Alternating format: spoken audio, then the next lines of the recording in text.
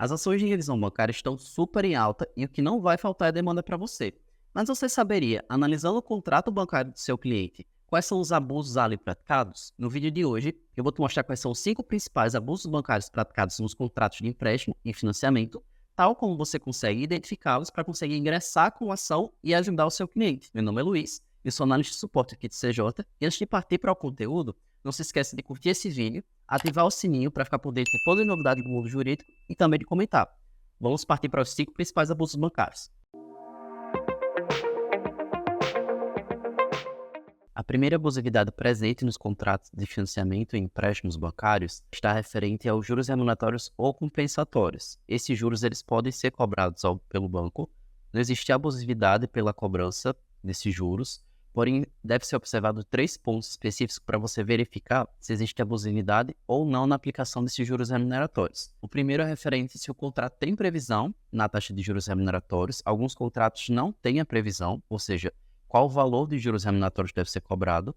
Então, se não tiver o valor expresso em contrato, é uma abusividade. O segundo ponto é referente à taxa aplicada. Alguns contratos possuem uma taxa, porém o valor de juros aplicado, ou seja, cobrado para o seu cliente, é outro. Então, se você verificar se a taxa prevista no contrato é diferente da efetivamente aplicada, também é uma abusividade e cabe revisão.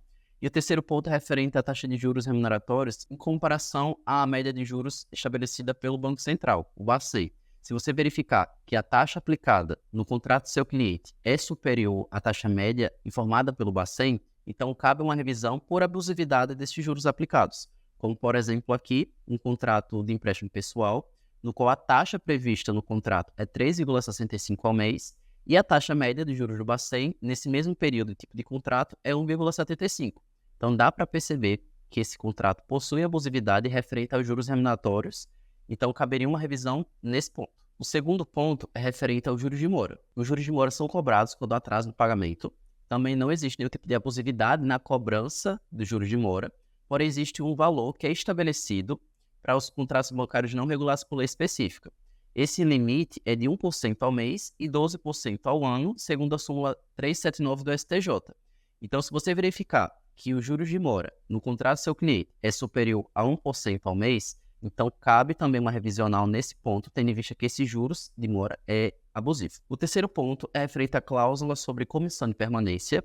A comissão de permanência é uma taxa que o banco cobre em caso de atraso no pagamento das parcelas e deve ser observados 2 pontos. Primeiramente, é se o contrato em questão é posterior a 1 de nove de 2017.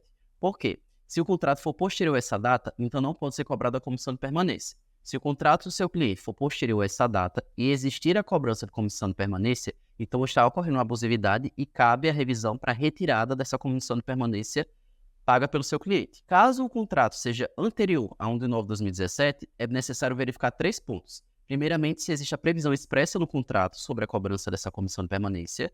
O segundo ponto, se existe acumulação dessa comissão de permanência com outros encargos moratórios, como por exemplo juros de mora, multa. Se existir acumulação, então também ocorre uma abusividade. E também é necessário verificar qual o valor dessa comissão de permanência. Se ela for superior à taxa de juros remuneratórios ou superior à taxa de média do BACEN, do mercado, então também caberia uma revisional, mesmo que o contrato seja anterior a 1 de nove de 2017. É necessário verificar esses 3 pontos em específico. O quarto ponto, referente às abusividades bancárias, se refere à cláusula de multa moratória. A multa moratória ela tem um limite estabelecido pelo Código de Defesa do Consumidor e é o percentual de 2%.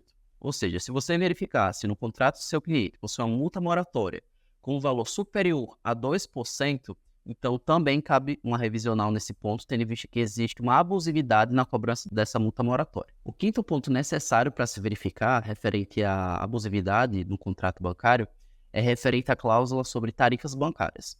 A tarifa é a remuneração pelos serviços efetivamente prestados ao cliente pelos bancos e demais instituições autorizadas a funcionar pelo Banco Central. No caso, para você verificar se uma tarifa ela é abusiva ou não no contrato do seu cliente, é necessário verificar 3 pontos que eu coloquei aqui abaixo, referente aos contratos de pessoas físicas.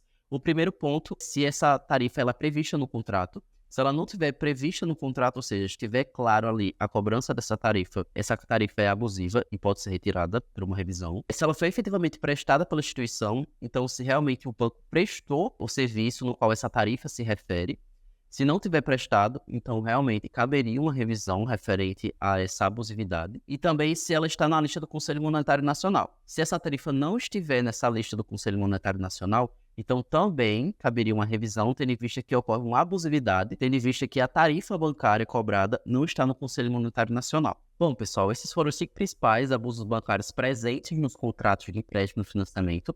Existem outros tipos de abuso bancário, porém menos frequentes. Esses trazidos aqui realmente são os 5 principais. Caso você queira realizar o cálculo de forma super rápida e simples, você consegue realizar esse cálculo aqui pelo CJ, no nosso cálculo de revisão de financiamento e empréstimos bancários. Caso você queira ficar por dentro de mais conteúdo como esse, não se esqueça de se inscrever no canal, assim você fica por dentro de todas as novidades do mundo jurídico e também tem acesso a outros vídeos com esse tema ou com outros temas super em alta também. Muito obrigado por assistir até aqui e até a próxima.